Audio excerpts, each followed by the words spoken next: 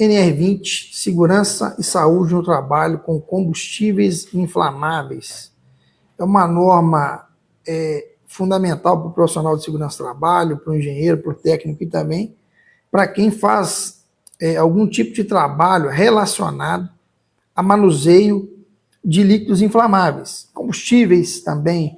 Quando se fala de diesel, de gasolina, de álcool, de thinner, é importante entender quais são os procedimentos necessários para manusear, quais são as medidas de controle que nós temos que, de fato, obedecer, quais os procedimentos, quais análises de risco que a gente tem que fazer.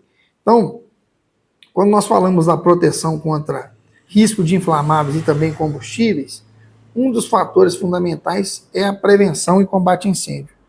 Dentro de um ambiente onde eu faço manuseio de líquidos inflamáveis, ele tem que ter ali um auto de vistoria do Corpo de Bombeiro, que é um projeto onde vai contemplar os fatores do ambiente relacionados às medidas de segurança, o que eu tenho que ter, por exemplo, de extintores de incêndio, o que eu tenho que ter relacionado ao sistema de hidrante, sinalização, iluminação, saída de emergência. Tudo isso tem que constar dentro do projeto técnico ou até mesmo um projeto simplificado para, de fato, ali aquele local poder estar em funcionamento. A NR20 ela tem os requisitos mínimos aí para essa gestão de saúde e segurança no trabalho, principalmente quando se fala dos fatores de risco provenientes, tanto quando se fala da extração do líquido inflamável, da produção, do armazenamento, também do manuseio e manipulação dos inflamáveis e também combustíveis. A aplicação da NR20 ela é obrigatória nas unidades de processamento também de gás natural, onde tem instalações petroquímicas, usinas de etanol, postos de serviços, engarrafadoras de gás, atividades de transporte tutoviário. Então, alguns pontos chaves que nós podemos destacar quando se fala de NR20. Abrange ali todo o ciclo de vida das instalações, ou seja, até um tanque de armazenamento de combustível, até uma tubulação, o abastecimento, os requisitos aí que são específicos, por exemplo, com relação à classe de risco, a classificação, quando se fala que um líquido é inflamável, se o líquido é combustível, qual que é essa diferenciação? Isso é muito importante, o foco na integridade física dos trabalhadores. Então, para ter essa proteção dos trabalhadores, nós temos que observar o fator físico e o fator humano de serviços. Distribuição canalizada, onde tem uma baixa pressão. Quando nós falamos da classe 2, já são as engarrafadoras. E tem o transporte ali dutoviário, onde tem um armazenamento de 60 a 600 toneladas e líquidos de 5.000 a 50.000 metros cúbicos. A classe 1, ela vai ter um armazenamento de até 5.000 metros cúbicos, ou seja, a classe 1 é a classe mais leve. E temos também a classe 3, onde se trata das refinarias.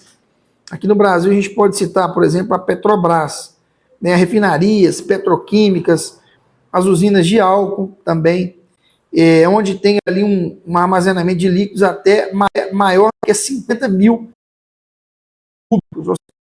3 é uma classe onde tem que ser maior, onde se tem que ter procedimentos mais robustos, medidas de controle aí mais efetivas para estar fazendo esse controle relacionado aos líquidos. O projeto da instalação é fundamental, desde a fundação até a operação desses líquidos. O projeto ele deve ser elaborado por um profissional habilitado e considerar aspectos de segurança, saúde e meio ambiente, ou seja, toda a área onde eu vou instalar, seja um tanque para abastecimento, seja uma refinaria, seja uma indústria de transporte, onde vai colocar ali um ponto para fazer abastecimento da própria frota, eu tenho que ter um projeto com um profissional legalmente habilitado. Qual que é a documentação obrigatória que nós temos que fornecer, que ter ali?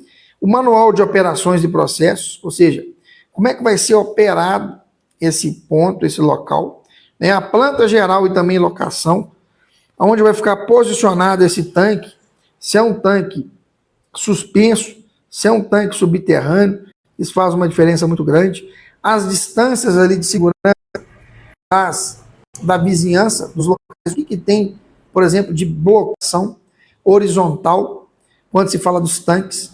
E também uma situação muito importante são as fichas de informação de segurança do produto químico. Todo produto químico ele tem que ter uma ficha de informação de segurança. Algumas especificações técnicas, equipamentos críticos de segurança, válvulas, manômetros, aonde você vai ter o controle do líquido que está ali armazenado, o sistema de segurança da instalação e também identificação de áreas classificadas. Dois itens importantes quando se fala de líquidos inflamáveis é a questão da distância de segurança e também da gestão de mudança. Então, tem que ser observado as distâncias entre as instalações, tanques, edificações, vias públicas, conforme normas e técnicas nacionais. Essa questão da distância, ela é muito importante até para a caracterização, por exemplo, de periculosidade. Então, por exemplo, se eu tenho uma pessoa que faz o abastecimento de um líquido inflamável, ela tem direito de receber ali o adicional. Porém, as pessoas que estão no entorno, ela tem uma distância que ela tem que ficar para ela não caracterizar essa periculosidade. Ou seja, periculosidade é um risco iminente de morte. Onde eu tenho explosivo, onde eu tenho líquido inflamável, onde eu tenho gases inflamáveis, onde eu tenho atividade de monitoramento de segurança privada. Então, tudo isso tem que ser levado em consideração. E quando nós falamos, por exemplo, da gestão de mudanças, é tudo relacionado às modificações, ampliações de um espaço, de um local. A segurança ela deve ser precedida desde o projeto, envolver todas as pessoas ali, de fato, que fazem parte daquele projeto, daquele processo da gestão de mudança. Existem algumas documentações e análises de riscos que a gente tem que levar em consideração, que são os pilares de segurança e conformidade com a NR20. O primeiro, o prontuário da instalação. Ou seja, além do prontuário, nós temos que ter a questão da análise de risco. O que eu preciso de ter dentro desse prontuário? O prontuário é o histórico de tudo que eu tenho que ter, que vai padronizar a empresa com relação ao atendimento da NR20. Ou seja, projeto de instalação, ou seja, plantas, manuais, especificações técnicas, desde a planta do projeto inicial, se é um posto de combustível, por exemplo, os tanques subterrâneos, o posicionamento, o volume que eu tenho ali, os manuais de operação das bombas, manuais de todos os equipamentos que eu tenho dentro daquele local, o plano de inspeção e também manutenção, com os cronogramas e também os procedimentos documentados, ou seja, com relação ao cronograma relacionado às ações que foram determinadas dentro do projeto, os procedimentos de operação, de manutenção daquele local onde tem o armazenamento desses líquidos inflamáveis. E também a questão da análise de risco, que é um documento central de identificação de perigos. Ou seja, eu tenho que ter uma avaliação prévia dos perigos e riscos. A partir do momento que eu tenho um risco crítico relacionado a um tipo de material que tem o risco de pegar fogo, tem risco de causar uma explosão, eu tenho que ter qual que é o processo operacional. Quais que são as atividades que são realizadas com aquele material para, de fato, eu ter uma análise de risco. Basicamente, dentro da análise de risco, eu vou ter os controles preventivos, quais as medidas de controle que eu tenho para controlar os riscos relacionados àquela atividade. E também o plano de prevenção e controle, relacionados a, por exemplo, vazamento, não só a questão de incêndio, explosão, mas questão de vazamento, são líquidos. O vazamento desses líquidos pode causar contaminações do solo, contaminação do ar, contaminação das águas ali dos rios, a questão dos derramamentos, dos incêndios e também explosões. Ou seja, eu tenho que ter um plano de emergência. Para todo local onde eu tenho líquidos inflamáveis, eu tenho que ter um plano de emergência, onde eu vou envolver todas as pessoas que estão naquele ambiente, todas as pessoas responsáveis por, de fato, fazer o controle daquela emergência, a brigada de emergência, por exemplo, que é um item de segurança fundamental, uma medida de controle mitigatória muito importante, além do plano de incêndio, como explosão, o risco de queda de altura, o risco de uma atividade a quente, o risco de acidente com máquinas e equipamentos, tem que estar mapeado dentro do meu plano de emergência.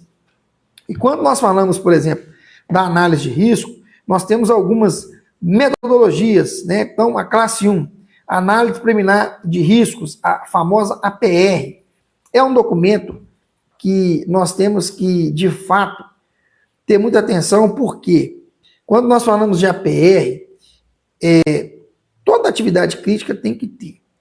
Se eu não tenho um procedimento operacional, eu tenho que ter uma análise preliminar de risco, ok?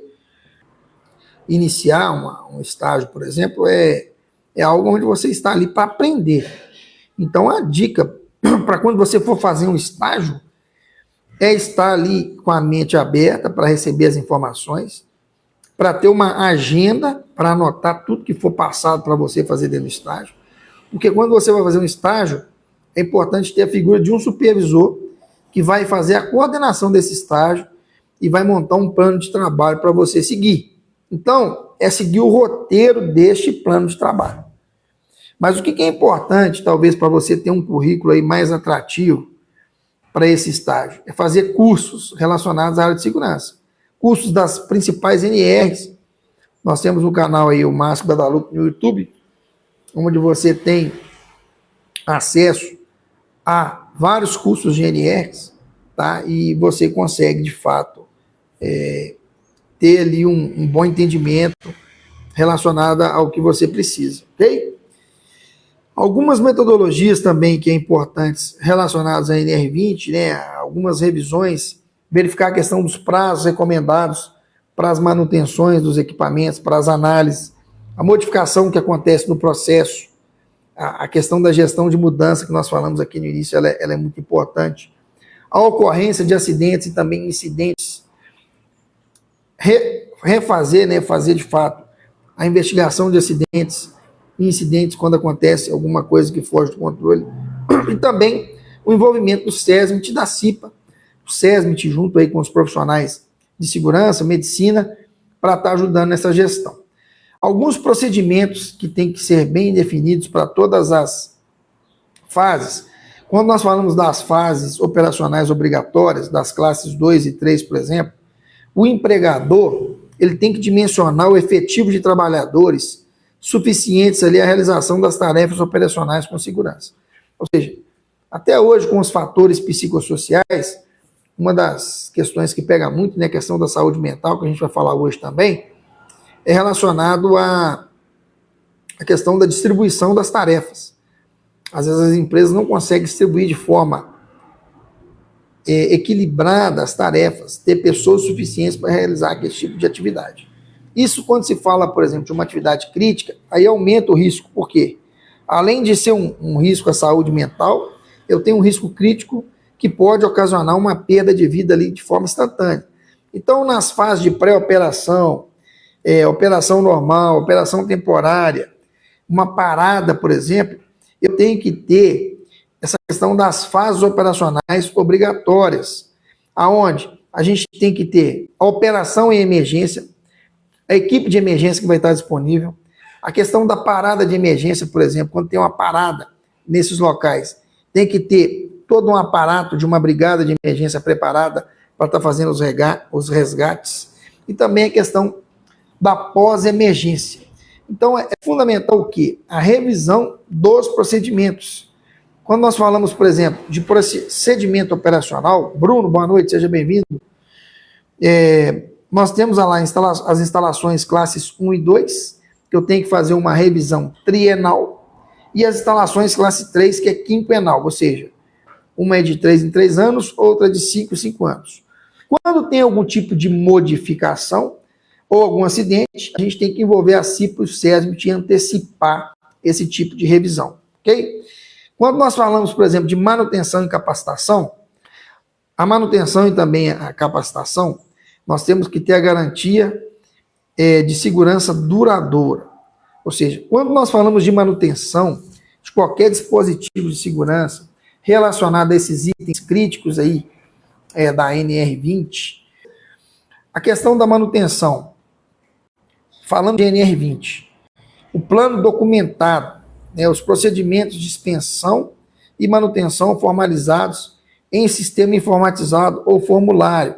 Ou seja, eu tenho que ter um plano documentado de todas as bombas, se for um posto de combustíveis, dos tanques, de tudo relacionado à questão dos armazenamentos ali dos líquidos, para de fato eu ter uma rastreabilidade, se eu tiver uma fiscalização, ou até mesmo para me ver como é que está o andamento daquele plano.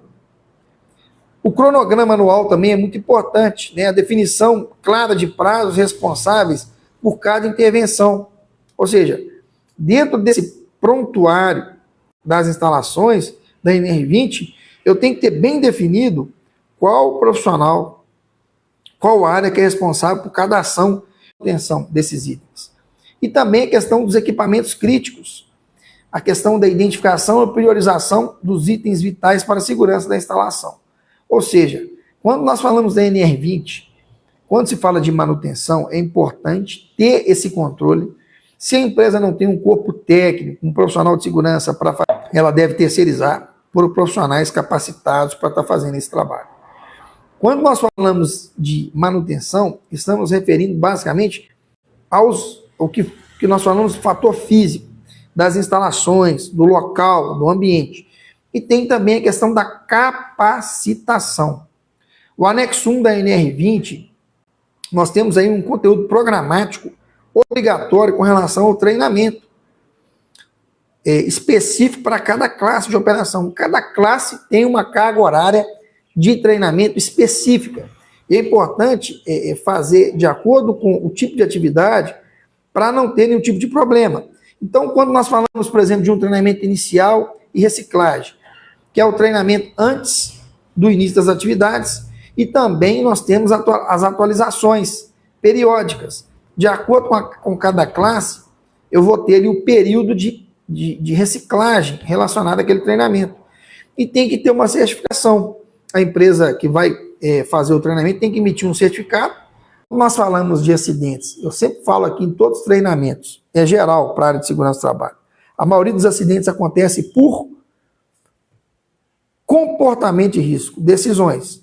As decisões que os colaboradores tomam que não são em conformidade com o que tem que ser feito e acontece o acidente. Então é muito importante o treinamento dessas pessoas, porque se eu tenho colaboradores ali conscientizados, treinados, eles vão conseguir identificar um risco, eles vão conseguir ter uma percepção de risco mais apurada e a gente consegue reduzir os índices de acidentes aí no ambiente de trabalho. Uma situação muito importante também dentro da NR20 é o controle de ignição e emergência, ou seja, uma proteção integral da prevenção à resposta.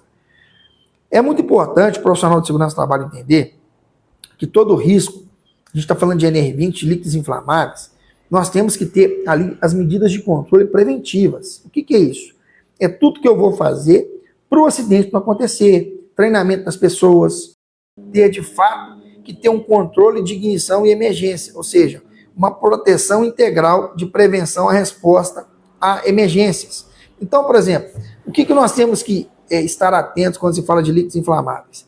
As fontes de ignição, por exemplo, chamas abertas, superfícies quentes, eletricidade estática, trabalhos a quente e equipamentos elétricos. São medidas de controle preventivas que nós temos que ter com relação às fontes de ignição. Porque quando nós falamos de líquidos inflamáveis, ele emana gás na temperatura ambiente. O que seria isso? Emanar gás na temperatura ambiente. Você já foi num posto de gasolina, por exemplo, e a hora que você vai abastecer o carro ou a moto com gasolina, você já viu aquele gás ali, meio que invisível, que quando a gente, qualquer centelha, qualquer superfície quente, qualquer equipamento elétrico, dependendo da situação, pode iniciar um incêndio ou até mesmo uma explosão. Isso chama-se fontes de ignição. O que a gente tem que fazer como medida obrigatória? Nós temos que, de fato, eliminar ou controlar todas as fontes de ignição nas áreas classificadas. que são áreas onde a gente pode ter a presença desses gases inflamáveis. Mesmo que eu tenha os líquidos inflamáveis, ele, a partir do momento que ele emana o gás, ele pode transformar aquele ambiente numa atmosfera explosiva. E quanto menos ventilado, quanto mais fechado o ambiente, mais confinado, maior o risco de eu ter um incêndio ou até mesmo uma explosão. Além disso, quando nós falamos de incêndio, de explosão, de vazamento, derramamento, o que é importante? A questão do plano de emergência, ou seja, a prevenção e controle, por exemplo, de vazamentos. Eu tenho que ter ali kits de emergência para controlar vazamento, cordões, acessórios ali, um kit onde, se tiver um vazamento, a pessoa vai saber utilizar, tem que ter o treinamento para estancar aquele vazamento. Isso está dentro, tem que estar dentro do plano de resposta à emergência da empresa. E tem que ser feito o que? A comunicação de forma imediata aos responsáveis, para garantir a questão da proteção com relação aos vazamentos. Além disso, onde eu tenho líquidos inflamáveis, eu tenho que ter pessoas treinadas e capacitadas para utilizar, por exemplo, extintores de incêndio, sistema de hidrantes, questão de abandono de área, primeiros socorros, ou seja, eu falo da brigada de emergência, que é uma equipe de pessoas treinadas e qualificadas para atuar, para usar um extintor, um hidrante, para socorrer uma vítima. Então, isso está dentro da questão da responsabilidade e conformidades, que tem que ter esses papéis compartilhados aí com a segurança do trabalho. Essa questão da responsabilidade compartilhada, sempre a gente fala isso dentro de todos os treinamentos, o envolvimento do empregador, dos trabalhadores, dos contratantes e da segurança do trabalho. O empregador, junto com o SESMIT, ele tem que implementar as medidas da NR20, manter a documentação atualizada, que é mandatório, e um fator muito importante, a capacitação dos trabalhadores. Os trabalhadores, a partir do momento que eles recebem um treinamento introdutório, treinamento relacionado à NR20, eles têm que cumprir os procedimentos, utilizar os equipamentos de proteção e comunicar qualquer tipo de risco imediato. É responsabilidade também dos trabalhadores fazer esse tipo de comunicação, porque é muito comum, às vezes, jogar tudo nas costas da empresa. A partir do momento que o colaborador ele tem um treinamento, qualquer mudança no ambiente, qualquer situação de risco, ele tem que, de fato, comunicar. Quando nós falamos, por exemplo, de contratantes, né, coordenar as ações de segurança, informar os riscos, verificar a capacitação das pessoas que vão fazer aquela atividade. Então, quais que são as consequências quando eu não tenho conformidade com relação ao NR20?